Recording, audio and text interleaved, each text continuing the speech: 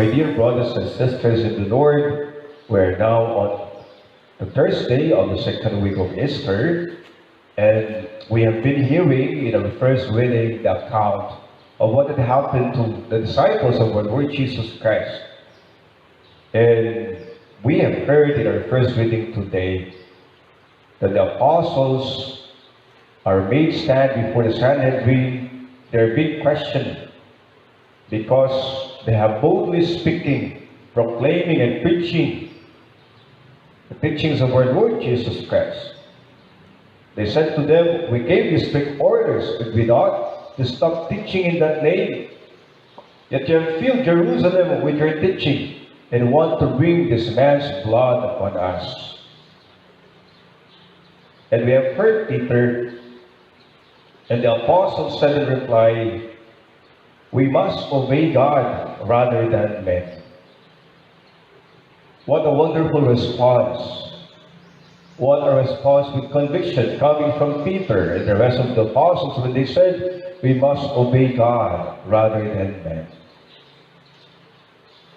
In our gospel today, my dear brothers and sisters, it speaks about Jesus Christ talking about himself, trying to convince people, trying to convince and mentioning about testimony, witnessing.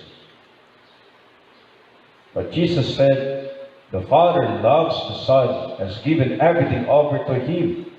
Whoever believes in the Son has eternal life, but whoever disobeys the Son will not see life, but the wrath of God remains upon him.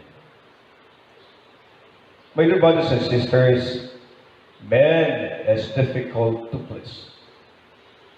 Man is difficult to believe. It takes a lot of effort. It takes a lot of evidences so that the certainty of truth and belief will be established.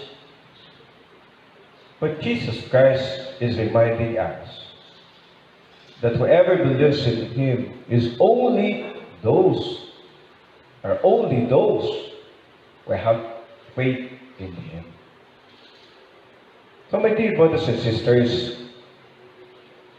we are once again reminded by the very attitude of the disciples, the apostles of our Lord Jesus Christ, so that we may live in truth, will speak for truth, and that will be guided by God, is that we may have always the mind of the apostles when they said, we must obey God rather than men.